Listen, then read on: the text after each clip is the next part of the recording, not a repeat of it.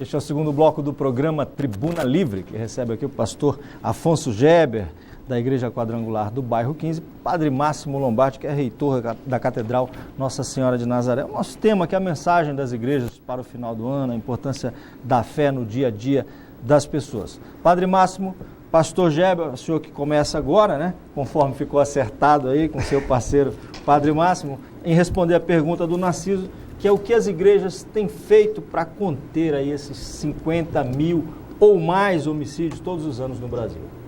Eu gostaria de explicar algumas coisas. Eu e o Padre Márcio, nós nos entendemos muito, porque nós somos do mesmo segmento, nós somos cristãos. Certo. É o mesmo Deus, o mesmo Senhor. Às vezes umas doutrinas, algo diferente, normal, comum, nós. Nem Deus mesmo, em toda a história da Terra, deixou algum homem ser perfeito. O homem perfeito na Terra só foi Jesus. E aí, mediante isso, eu fico triste em ressaltar que o maior problema disso é o mundo capitalista. O mundo capitalista, em busca da sobrevivência, em busca da luta, pelos os bens comuns. E as pessoas esquecem de Deus. Mas a igreja em si, a única parcela, o ex-presidente da República uma vez culpou as igrejas do Brasil, o Fernando Henrique Cardoso, em rede nacional. Ele culpou as igrejas. Culpou o quê? Pela violência? Pela violência. E eu não discordei dele, não. Agora tem algumas coisas. Mas explica melhor isso, pastor. Ele culpou que a violência do Brasil era culpa das igrejas. E ele se torna, e ele declara ateu. Diz que a igreja trabalhava muito pouco. Mas quando foi candidato a presidente, ele disse que não era ateu mais. Aí, quando ele disse isso, eu até achei algo assim interessante. Mas eu culpo algumas coisas ainda, em termos de religião. Eu só tenho 53 anos, vocês são mais experientes que eu. Antigamente tinha menos igrejas. Da idade de Narciso. Antigamente, anos atrás, tinha menos igrejas. Mas as igrejas eram mais qualificadas. Hoje qualquer um está abrindo uma porta de uma igreja aí dizendo que é pastor, dizendo que é pregador, isso.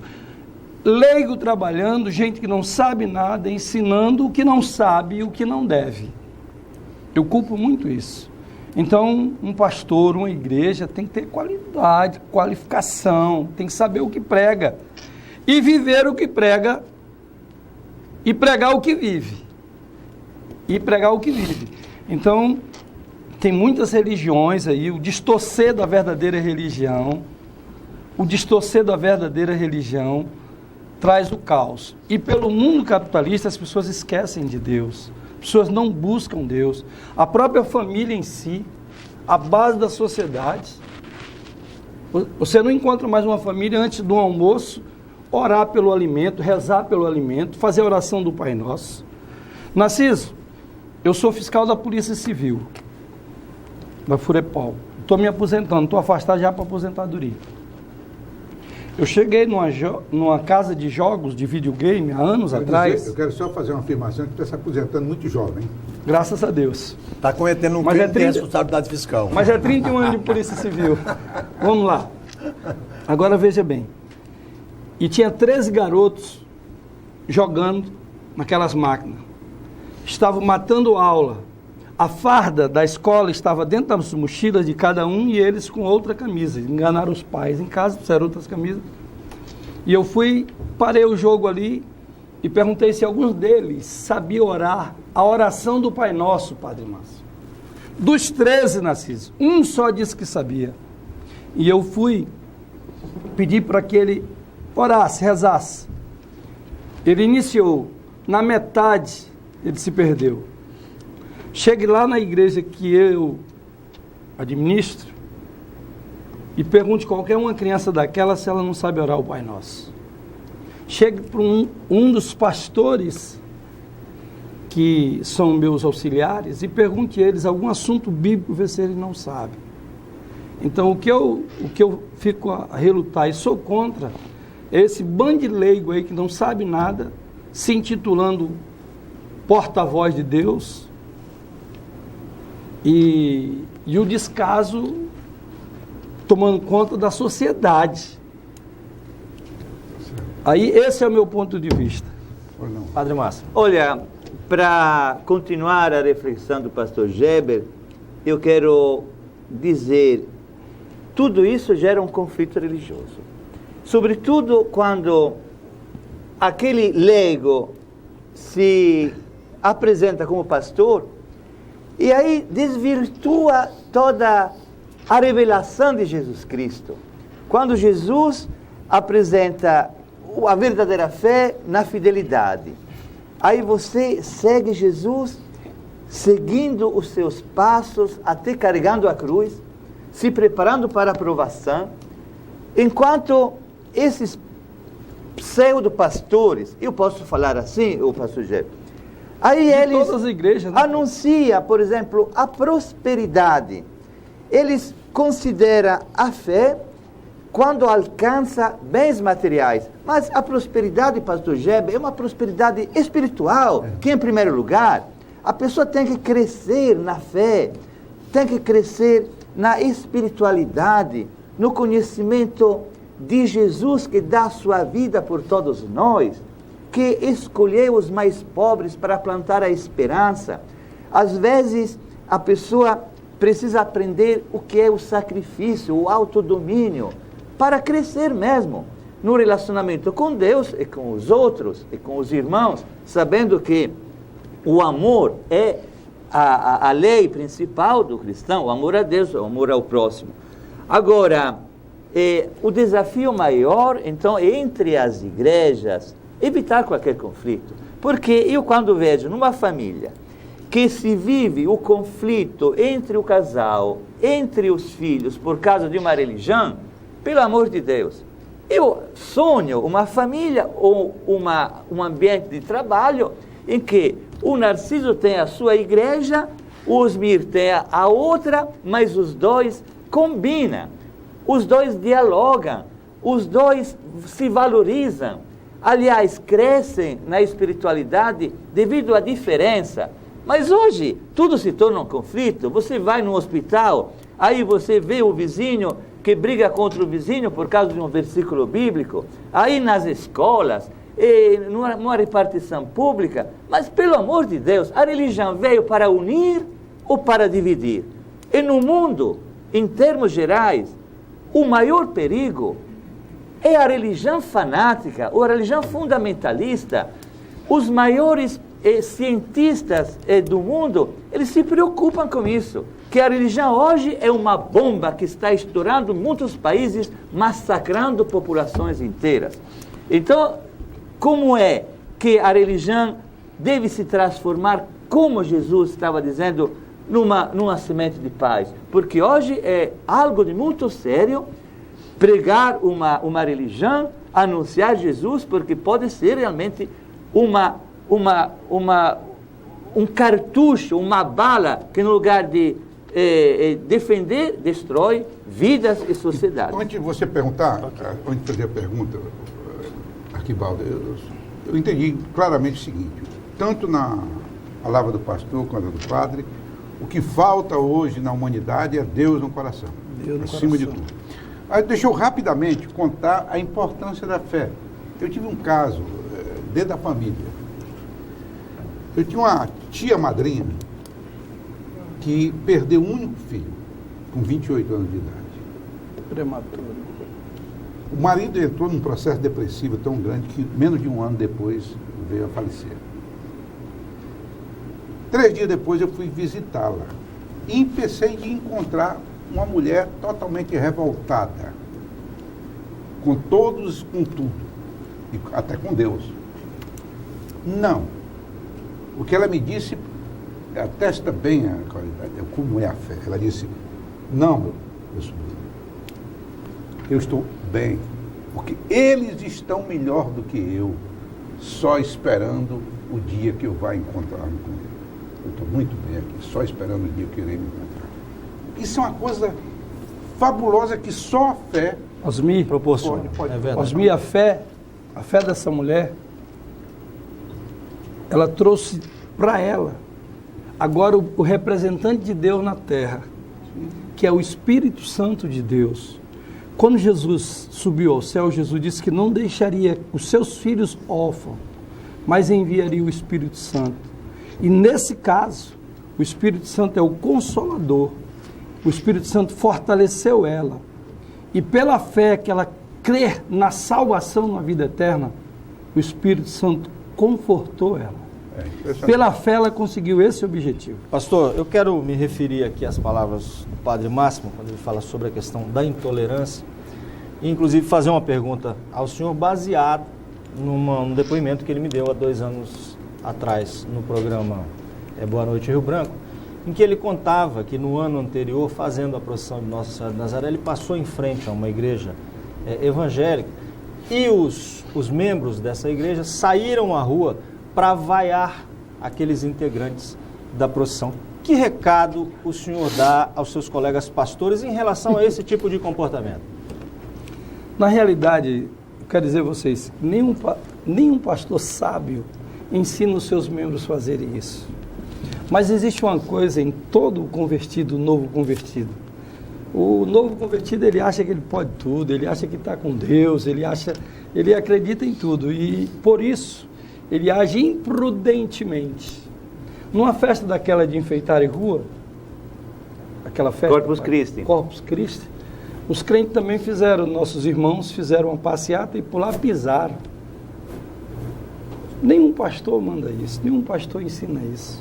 A não ser que seja pastor leigo, que é isso que eu quero combater aqui. Tem muito aqui? Tem, sim, porque em todo lugar tem.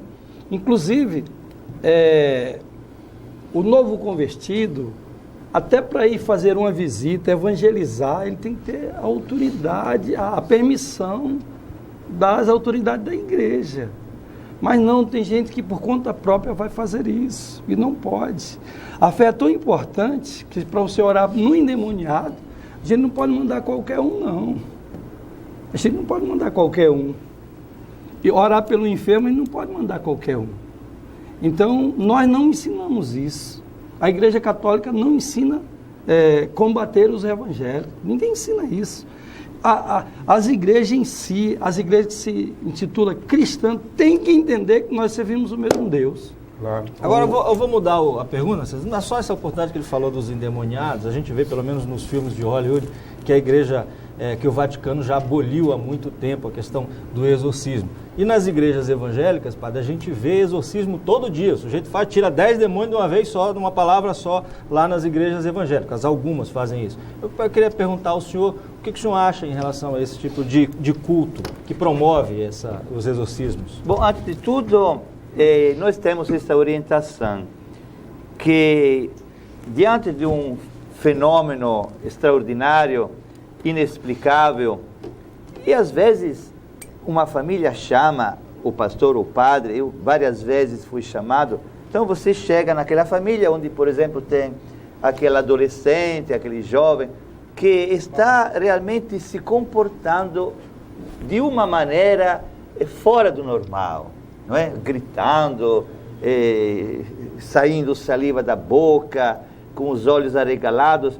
Então, o primeiro passo que nós costumamos fazer é enviar este jovem lá no pronto-socorro para ver se os médicos podem dar um jeito.